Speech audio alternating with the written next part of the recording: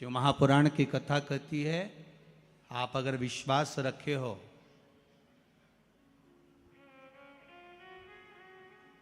सफेद आंकड़े की जड़,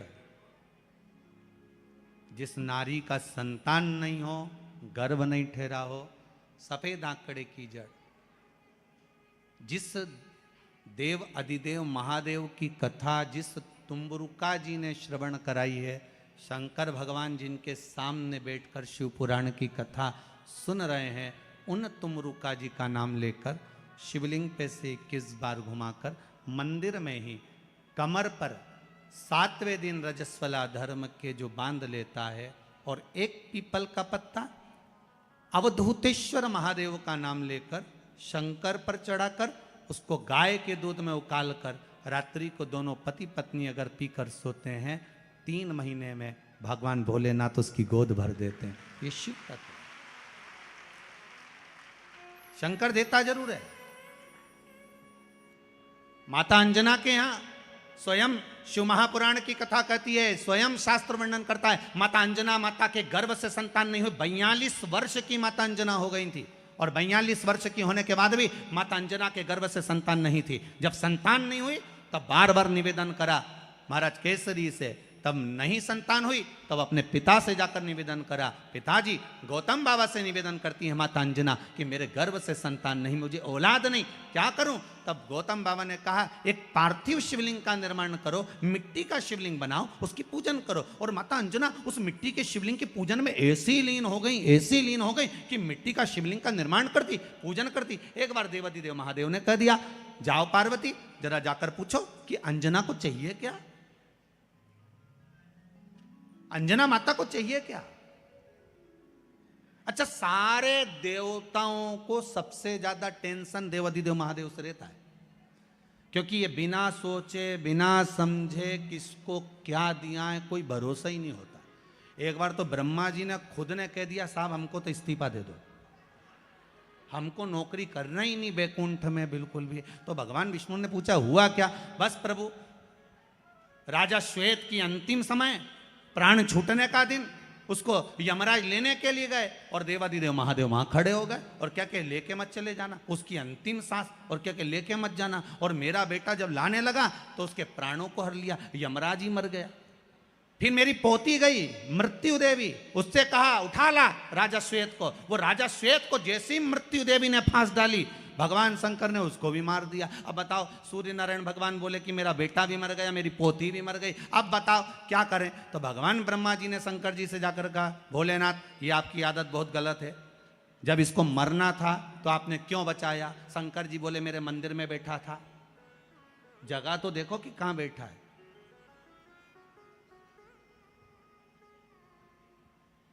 ब्रह्मा जी ने भगवान विष्णु से कहा हमको ये काम नहीं करना, आप तो हमारा इस्तीफा स्वीकार करो। भगवान विष्णु ने शंकर जी से कहा भोलेनाथ जी अब इनके बेटे को, सूर्य नारायण के पुत्र को और पोती को जीवित करो। शंकर भगवान करे एक शर्त पर जीवित करूंगा, जहां मेरा भजन हो रहा हो, जहां मेरी कथा हो रही हो, अगर कोई महामृत्युंजय मंत्र का जाप कर रहा हो, श्री शिवाय नमस्तुभ्यम जप रहा हो, शंकर का पंचाक्षर मंत्र नमः शिवाय जप रहा हो, शंकर जी कहते हैं उस समय पर मृत्यु उसको ना घेरे। तो इतने में सूर्य नारायण भगवान कहते हैं शपथ लेता हूं, संकल्प लेता हूं, जहां आपका नाम होगा, अगर पृथ्वी पर कोई मरने का भी समय आ गया तो पहले आपसे पूछा जाएगा उठा ले, तुम बोलोगे तो बात दूसरी है। शंकर जी बोले हम बताएंगे तो उठाना, हम बोल दें अगर ये शंकर जी का नाम जप रही है और पड़ोसन नी जप रही है तो हम इशारा कर देंगे बाजू वाली को उठा लो। तुम टेंशन मत लेना, तुम तो शिव जपो। अब क्या सोचना, अब सोचो क्या? इसलिए शिव का धीमा बजाओ भोलानाथ डमरू। जैसे एक संतान हो जाती है, मान लो एक बच्चा हो गया, एक संतान हो गई, और एक संतान होने के बाद में दूसरी संतान हो ही नहीं रही। किसी को 10 साल हो गए, किसी को 8 साल हो गए, किसी को 5 साल हो गए, किसी को 6 साल हो गए, किसी को 9 साल हो गए, किसी को 12 साल हो गए, दूसरी संतान हो ही नहीं रही। आपने डॉक्टरों को भी दिखाया, इलाज भी करवाया, फिर भी संतान का सुख नहीं है, तो शिव महापुराण में बेलपत्र के वृक्ष का बड़ा सुंदर भाव कहा। जिसको संतान का सुख नहीं है उसको सफेद आंकड़े की जड़ का प्रयोग करना चाहिए, और जिसके घर में एक संतान हो चुकी है और दूसरी संतान नहीं हो रही है, 8 साल 10 साल 15 साल 20 साल 22 साल हो गए और दूसरी संतान का अगर सुख नहीं है, तो उसके लिए बेलपत्री के वृक्ष के नीचे का एक भाव बड़ा सुंदर कहा गया। किसी भी सोमवार से आप ये प्रयोग करना प्रारंभ कर सकते। 11 रुद्र होते हैं, 11 रुद्र होते हैं। एक सोमवार को बेलपत्री के वृक्ष के नीचे जाइए और बेलपत्र के वृक्ष के नीचे जाकर एक एक रुद्र का स्मरण करना। क्या है, बेलपत्री के वृक्ष के नीचे जब आप जाएं तो बेलपत्र के वृक्ष के नीचे की ही मिट्टी का एक कुंड, आप लोग क्या कह सकते हैं, यहाँ पर हम क्या बोलें उसको, जैसे मिट्टी का एक कटोरी बनाते हैं ना, क्या बोलते हैं उसको, कुंडी बना देते हैं मिट्टी की। बेलपत्री के वृक्ष के नीचे की ही मिट्टी, उसी मिट्टी का एक छोटा सा एक कुंडा बना दो उसको मिट्टी का। जितने लोग आस्था चैनल पर सुन रहे हैं, जितने लोग फेसबुक यूट्यूब पर श्रवण कर रहे हैं, बड़े ध्यान से सुनिएगा, सावधान।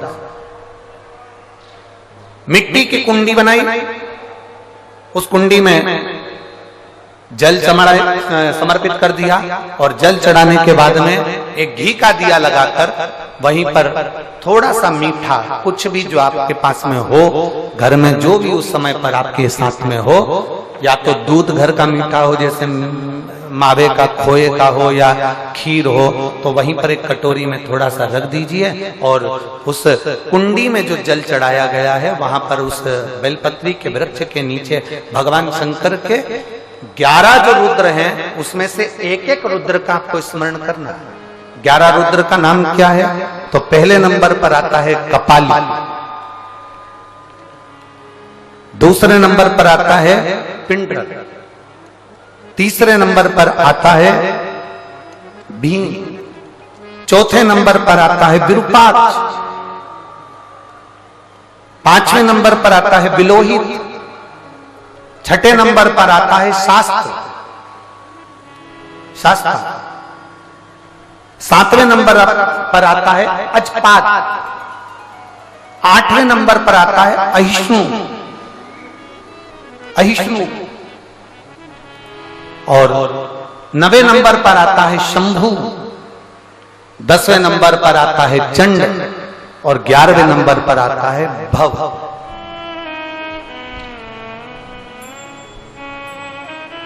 अगर अभी आप लोग नहीं लिख पाए हैं तो बाद में मोबाइल पर से कथा को पीछे खींचना, फिर उसमें से धीरे धीरे इसको लिखना। एक रुद्र के नाम से एक कुंड का निर्माण करा, पूजन करी, घी का दिया लगाया, वहां जो मीठा रखा है उसको लिया, कुंड में से थोड़ा सा जल लिया, बेलपत्री के पेड़ के नीचे आचमन किया, जो मीठा रखा है वो ले जाकर रात्रि के समय पर सोने से पहले पति पत्नी उसको पाएं और साथ रहे। एक सोमवार को ये प्रयोग करना है, फिर दूसरे सोमवार को दूसरे जो एकादश जो 11 रुद्रों का जो वर्णन किया गया है, एक एक रुद्र का नाम लेकर एक बार कुंड का निर्माण करना है।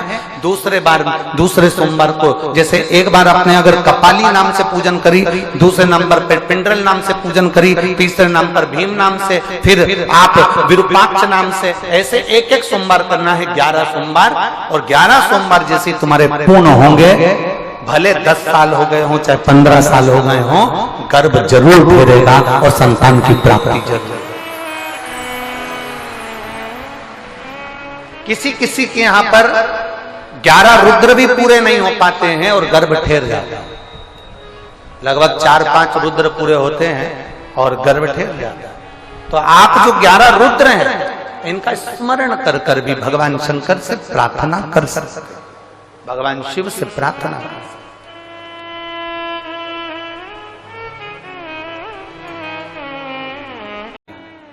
लोगों के यहाँ 1 साल 2 साल 3 साल 5 साल 10 साल 15 साल 20 साल 25 साल में औलाद हो जाती है। तेरे यहाँ तो 30 साल 28 साल 30 साल होने जा रहे हैं। तू बांझ है, तेरे को संतान नहीं। उसने पत्र में लिखा, मेरा नाम मीना देवी, पति का नाम राजकिशोर, मद्देशिया, ग्राम पोस्ट मुसहरी बाजार, थाना विजयपुर, जिला गोपालगंज, बिहार की निवासी। कहीं बैठी हो तो हाथ हिला सकते हैं। कहां? कहीं बैठी हो तो हाथ हिलाएंगे।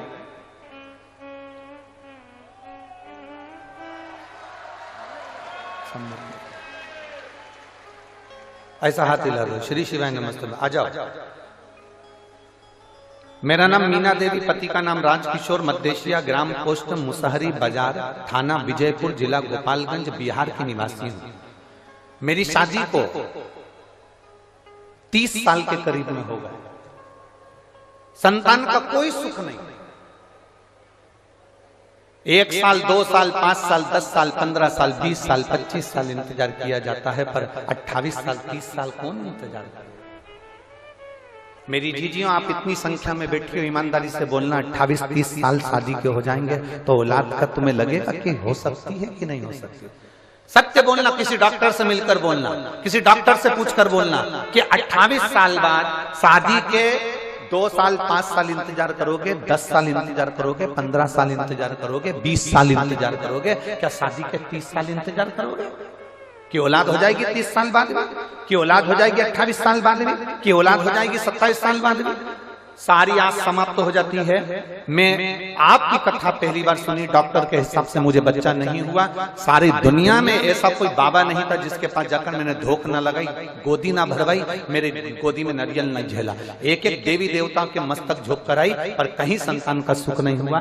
तब आपकी कथा पहली बार सुनना प्रारंभ करी और मंदिर जाना प्रारंभ करा। मैं कभी मंदिर नहीं जाती, बाबा को जल चढ़ाने जैसे ही जाती तो लोग कहते ये चल दी बांझन जल चढ़ाने के लिए। अब शंकर जी सुनेंगे इसकी, भोला भंडारी सुनेगा इसकी। इतनी इतनी गाली दी है लोगों ने गुरुदेव। मैं बाबा के पास जाकर बेलपत्र चढ़ाकर कहती थी तू मेरी लाज मत रखना, पर वो सीहोर वाला पंडित प्रदीप मिश्रा की लाज रखना। उसने कहा तू मेरी लाज मत रखना, पर वो सीहोर वाला पंडित प्रदीप मिश्रा, उसने व्यासपीठ से कहा है कि जो मांगोगे वो मिलेगा।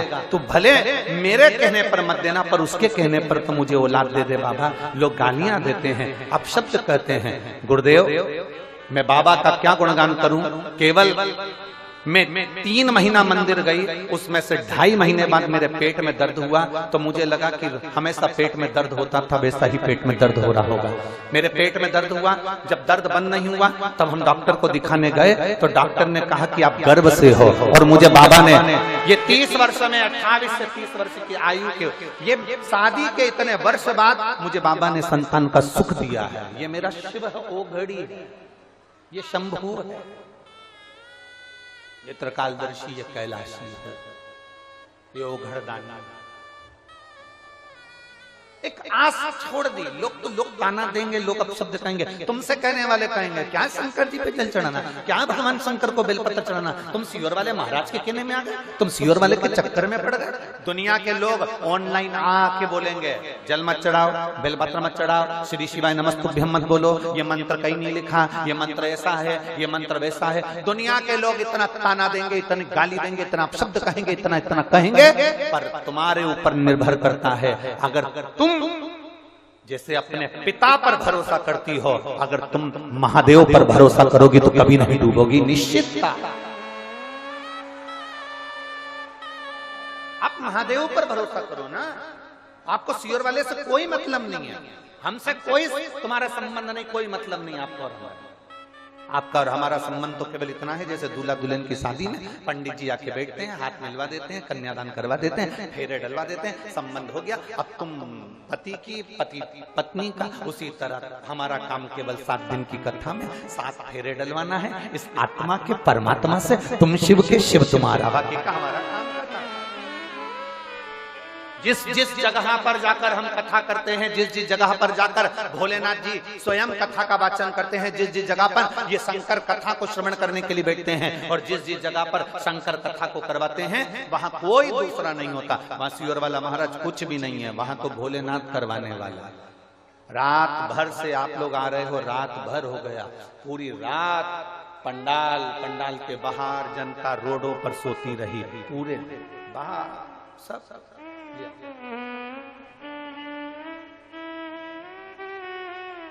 जोरदार ताली बजाओ, शादी के 30 वर्ष के बाद में औलाद हुई है बाबा की।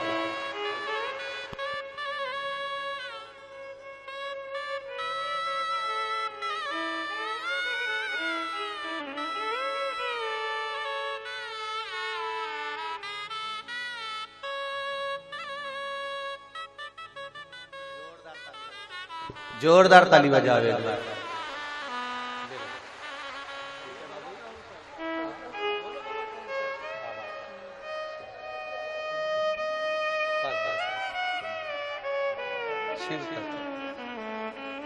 आपको दे दिया ना बाबा ने, अब तो खुश हो जाओ बाबा की कृपा।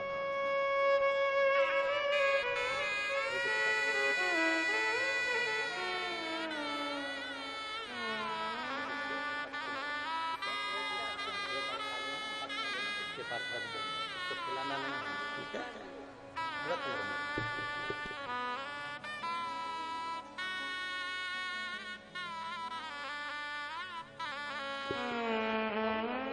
हाँ रख रख।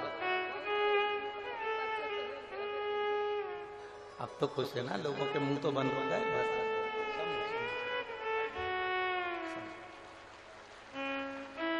मीना देवी, पति का नाम राजकिशोर, मध्यशिया, ग्राम पोस्ट मुसहरी बाजार, थाना विजयपुर, जिला गोपालगंज, बिहार की निवासी हूँ। बाबा ने मुझे 30 वर्ष बाद संतान का सुख दिया है। शादी के 30 वर्ष निकल गए, 28 वर्ष, 27 वर्ष, 35 वर्ष। इस व्यासपीठ ने तो 40 वर्ष बाद भी संतान का सुख लोगों की गोदी में देखा है इस व्यासपीठ। और आज कहने में पीछे नहीं हटूंगा, कहने में